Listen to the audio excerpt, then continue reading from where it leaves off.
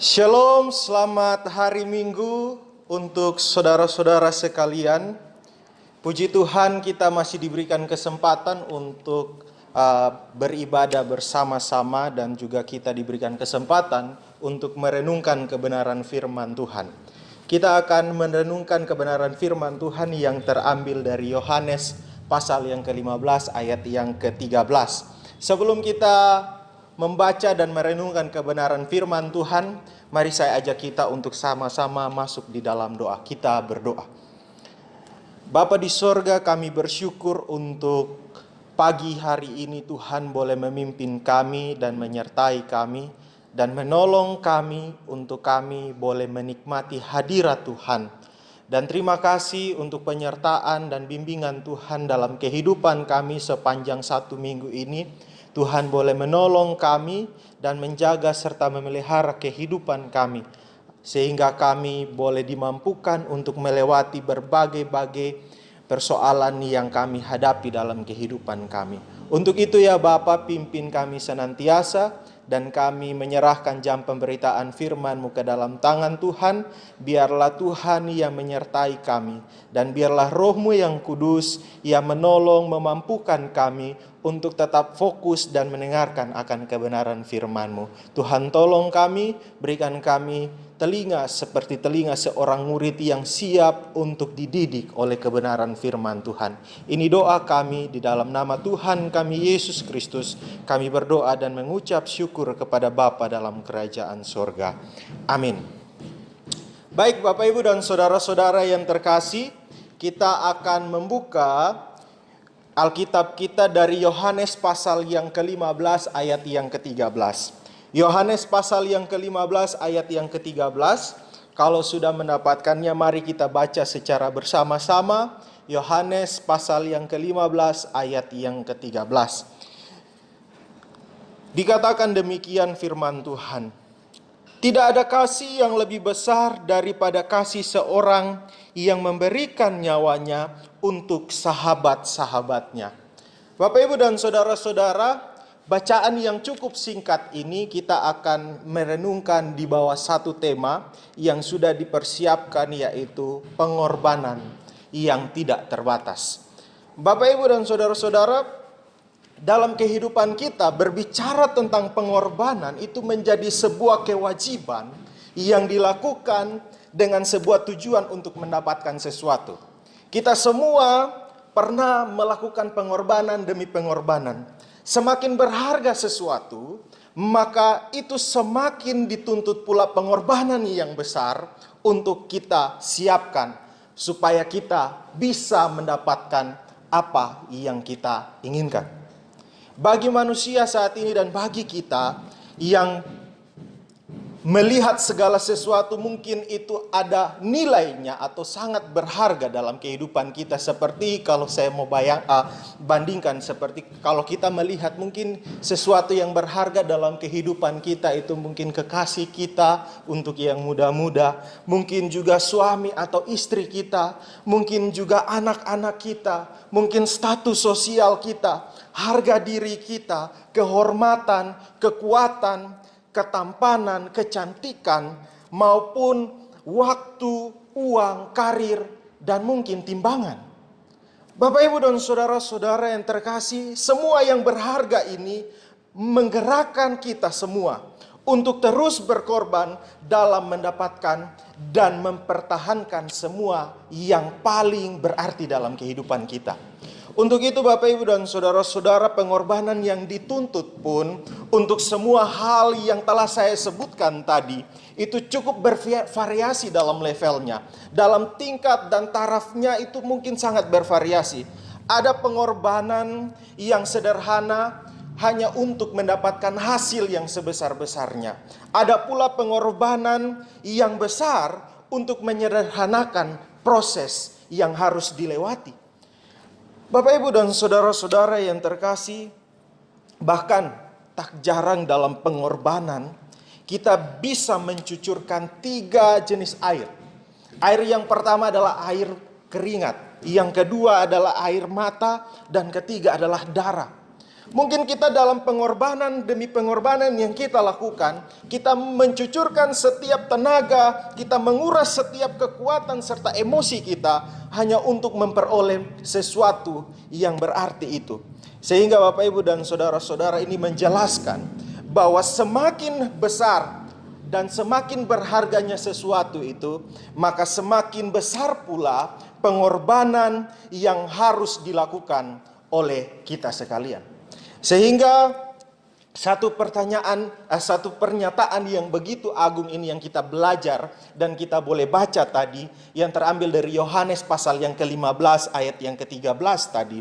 Di sana dikatakan bahwa tidak ada kasih yang lebih besar daripada kasih seorang yang memberikan nyawanya untuk sahabat-sahabatnya. Dari ungkapan ini menyatakan bahwa usaha Yesus untuk memberi tanda dan juga memberitakan firman di tengah-tengah dunia ini sudah sampai pada titik akhirnya. Sehingga Bapak Ibu dan saudara-saudara, di sini tema kematian Kristus itu sangat ditonjolkan. Semakin jelas pernyataan Kristus tentang kematiannya yang dia nyatakan kepada murid-muridnya. Dan juga di sini juga mengajarkan kita bahwa pengorbanan Kristus untuk sahabat-sahabatnya itu menjadi satu pengorbanan yang didasarkan oleh kasih yang begitu besar. Untuk itu kita bisa melihat dan kita bisa belajar pada pagi hari ini tentang kebenaran firman Tuhan yang telah kita baca. Ada 3 hal penting yang kita bisa peroleh dan kita bisa lihat dari Yohanes pasal 15 ayat yang ke-13 ini. Yang pertama, kita bisa melihat dalam ayat yang ke-13a. Di situ dikatakan bahwa tidak ada kasih yang lebih besar. Tidak ada kasih yang lebih besar. Ini menyatakan bahwa pengorbanan Yesus yang tidak terbatas itu digerakkan oleh kasih yang besar. Pengorbanan Yesus yang tidak terbatas itu digerakkan oleh kasih yang besar. Nah, contohnya seperti apa Bapak Ibu dan saudara-saudara? Contohnya seperti ini. Saya punya seorang teman, dia sudah cukup lama menjalin hubungan dengan pasangannya. Dan pada saat dalam menjalin hubungan ini, dia sudah banyak melewati berbagai masalah, tantangan, dan mereka sudah banyak sekali mengorbankan setiap pergumulan yang mereka harus mereka lewati, seperti pengorbanan yang mungkin kalau kita bilang pengorbanan kecil seperti materi, atau mungkin pengorbanan emosi, atau mungkin pengorbanan bahkan bisa sampai pada pengorbanan harga diri. Tetapi dari sini kita bisa melihat Bapak Ibu, dalam pengorbanan itu yang dilakukan oleh kedua pasangan ini semua didasari oleh kasih. Siapapun di sini yang pernah menjalani hubungan, pasti dia pernah melakukan namanya pengorbanan. Entah itu kecil ataupun besar, pengorbanan itu selalu dilandaskan oleh kasih. Mungkin ada beberapa orang yang mencoba untuk melihat pengorbanan sebagai sesuatu yang bisa menunjang untuk mereka mendapatkan sesuatu hasil yang lebih besar. Contohnya kalau dalam prinsip ekonomi, itu ada istilahnya pengorbanan yang sekecil-kecilnya untuk hasil yang sebesar-besarnya. Atau mungkin juga kalau beberapa orang yang ingin mendapatkan pekerjaan, mereka melakukan pengorbanan yang cukup besar supaya meminimalisir proses. Nah, ini gambaran-gambaran pengorbanan yang sebenarnya tidak didasarkan oleh kasih. Pengorbanan yang didasarkan oleh kasih sangat sederhana kalau kita bisa melihat dalam hubungan rumah tangga Bapak Ibu dan saudara-saudara, atau mungkin dalam hubungan kas asmara antara saudara yang muda-mudi. Kita bisa melihat pengorbanan yang benar-benar dilandaskan oleh kasih. Tetapi kita bisa melihat bahwa pengorbanan yang dilandaskan oleh kasih ini berdasarkan sebuah kenyataan bahwa sesuatu yang menjadi tujuan kenapa sesuatu yang menggerakkan kita untuk berkorban, sehingga kita rela melakukan pengorbanan yang paling besar dan tidak terbatas itu, berarti sesuatu itu sangat berharga bagi kita. Sehingga Bapak Ibu dan saudara-saudara dengan jelas di sini, pengorbanan yang Yesus lakukan itu, yang tidak terbatas itu, digerakkan oleh kasih-Nya yang besar. Karena apa? Karena kita begitu berharga bagi Kristus. Kita begitu berharga sehingga karena kasih-Nya yang besar, Dia rela mengorbankan dirinya. Dan yang berikut kita juga bisa melihat pengorbanan Yesus yang tidak terbatas itu dilakukan dengan memberikan nyawanya. Itu kita bisa melihat dalam ayat yang ke-13b. Di situ dikatakan bahwa seseorang yang memberikan nyawanya. Ini menunjukkan pengorbanan yang tidak terbatas. Kenapa? Karena sampai nyawanya sendiri Dia berani korbankan hanya untuk manusia yang berdosa. Tadi di awal saya sudah katakan bahwa semakin besar atau semakin berharga sesuatu itu, maka semakin besar pula pengorbanan yang harus dilakukan. Bapak, Ibu, dan saudara-saudara, kalau kita melihat pengorbanan Kristus, betapa besar pengorbanan Kristus yang Dia lakukan ini. Ini menunjukkan bahwa sesuatu yang Dia perjuangkan itu sangat bernilai baginya. Sesuatu yang Dia perjuangkan sampai Dia rela memberikan nyawanya. Itu sesuatu yang sangat istimewa bagi Dia. Sesuatu itu siapa? Sesuatu itu apa? Yaitu saya dan Bapak, Ibu, dan saudara-saudara. Satu kali ada lagu kontemporer yang cukup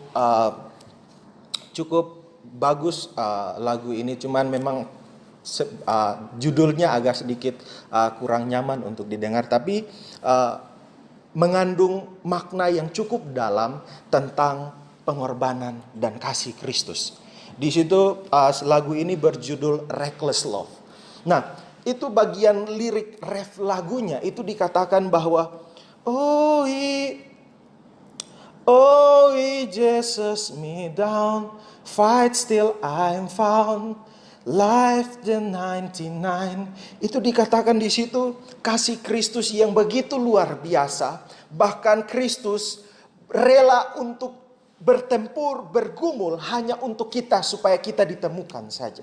Nah, Bapak, Ibu, dan saudara-saudara, ini menjadi satu gambaran yang jelas bahwa kalau bukan Yesus yang bertempur dan bergumul untuk menemukan kita, maka kita tidak mungkin ada di sini. Kita tidak mungkin bisa mendengarkan kebenaran firman Tuhan. Hanya karena Yesus saja. Karena kita begitu berarti buat Dia, sehingga Dia rela mengorbankan nyawanya. Dia mengorbankan hal yang paling terbesar dalam kehidupannya. Bapak, Ibu, dan saudara-saudara, hal yang paling terbesar dalam kehidupan seseorang itu bukan harta, bukan pula istri, bukan pula anak. Tetapi hal yang terbesar dalam kehidupan seseorang adalah nyawanya. Karena apa? Karena ketika seseorang kehilangan nyawanya, maka dia akan kehilangan semua yang dia miliki. Di sini jelas bahwa pengorbanan Kristus yang tidak terbatas itu dilakukan dengan memberikan nyawanya. Karena apa? Karena kita berharga di mata Tuhan. Dan yang ketiga dan yang terakhir, pengorbanan Yesus yang tidak terbatas itu dilakukan untuk sahabat-sahabatnya. Itu bisa kita lihat dalam ayat yang ke-13c. Di situ dikatakan bahwa tidak ada kasih yang lebih besar dari seorang yang memberikan nyawanya untuk sahabat-sahabatnya. Nah, kasih yang besar dan Dia memberikan nyawanya untuk sahabat-sahabatnya. Yang pertama tadi kita belajar bahwa pengorbanan Yesus yang tidak terbatas itu digerakkan oleh kasih-Nya yang besar kepada kita. Dan yang kedua kita boleh belajar bahwa pengorbanan Yesus yang tidak terbatas itu dilakukan dengan memberikan nyawanya untuk penebusan dosa kita. Dan yang ketiga kita boleh melihat bahwa pengorbanan Yesus yang tidak terbatas itu dilakukan untuk sahabat-sahabatnya. Bapak, Ibu, dan saudara-saudara yang terkasih, Sebelum Kristus mengorbankan dirinya, kita semua disebut hamba-hamba Tuhan, hamba-hamba Allah. Tapi setelah Kristus datang, kita semua yang pada awalnya memiliki status seorang hamba, dijadikan sebagai seorang sahabat. Dalam dunia kuno, pada masa pemerintahan kerajaan, itu Bapak Ibu, orang-orang yang paling dekat dengan raja adalah orang-orang yang disebut sahabat-sahabat raja. Dan para budak-budak dan para hamba-hamba itu tidak mungkin dekat dengan raja. Dan orang-orang yang dekat dengan raja ini pula adalah orang-orang yang bisa mendengar isi hati raja. Orang-orang yang bisa mendengar isi hati raja, orang-orang yang bisa mendengar visi-visi raja, orang-orang yang bisa mendengar apa yang raja ingin lakukan. Sehingga Bapak Ibu dan saudara-saudara, sahabat yang diberikan kepada kita, status sahabat yang diberikan kepada kita, ini menggambarkan bahwa Kristus mau melepaskan batasan antara Tuhan dan hamba. Kristus mau memisahkan batasan itu, memangkas batasan itu, supaya kita bisa hidup lebih dekat dengan Kristus. Nah, di sini sangat jelas bahwa sahabat-sahabat Kristus ini menunjukkan bahwa kita mengetahui apa yang Tuhan kehendaki untuk kita. Dan kita juga bisa mengetahui apa visi Tuhan untuk kita dan dunia ini. Sehingga Bapak Ibu dan saudara-saudara, dari situ kita bisa melihat bahwa kasih yang besar dari Kristus itu memang membutuhkan pengorbanan. Memang membutuhkan pengorbanan. Tetapi kalau bicara tentang kasih manusia, kasih memang butuh pengorbanan. Tetapi kalau pengorbanan terus-menerus, itu namanya penderitaan. Jadi kalau kasih memang membutuhkan pengorbanan, tetapi kalau pengorbanan terus-menerus itu namanya penderitaan. Sehingga Bapak Ibu dan saudara-saudara, pengorbanan Kristus tidak seperti itu. Cinta Yesus itu berbeda dan pengorbanan Yesus pun itu istimewa. Cinta Yesus bukanlah cinta yang murahan, yang tidak bisa dipermainkan, dan pengorbanan Yesus bukanlah pengorbanan yang remeh, yang tidak bisa kita abaikan. Sehingga Bapak Ibu dan saudara-saudara, karena kekuatan cinta Yesus itu, kekuatan cinta Yesus mengisi kekosongan hati manusia. Dan pengorbanan Yesus itu menyelamatkan kita orang-orang yang berdosa ini. Dan salib menjadi bukti bahwa betapa besarnya kasih Tuhan kepada manusia yang Ia nyatakan melalui pengorbanan nyawanya. Salib menjadi tanda kasih dan keadilan Allah yang dinyatakan melalui pengorbanan Kristus. Sehingga pengorbanan yang tidak terbatas itu dilakukan berdasarkan kasih. Pengorbanan yang tidak terbatas itu dilakukan dengan memberikan nyawanya. Dan pengorbanan yang tidak terbatas itu dilakukan untuk sahabat-sahabatnya, yaitu saya dan saudara-saudara sekalian. Amin untuk perenungan firman Tuhan. Mari kita berdoa. Bapa di sorga, kami bersyukur untuk kebaikan dan kemurahan Tuhan sampai saat ini. Tuhan boleh menolong kami dan memimpin kami sampai saat ini. Dan kami boleh melihat betapa besarnya pengorbanan Kristus bagi kami. Yang dimana pengorbanan Kristus yang digerakkan oleh kasih-Nya yang besar kepada kami. Dan juga pengorbanan Kristus yang dilakukan dengan memberikan nyawanya untuk sahabat-sahabat yang Ia kasihi, yang Ia cintai. Terima kasih untuk kasih dan anugerah yang besar ini. Kami bersyukur untuk semua pengorbanan Kristus. Biarlah kami boleh melihat kasih Kristus dengan begitu nyata, sehingga kami tidak menjadikan kehidupan kami sia-sia lagi, tetapi kami boleh menjadikan kehidupan kami untuk memuliakan nama Tuhan saja. Ini doa kami, dalam nama Tuhan Yesus kami berdoa. Amin.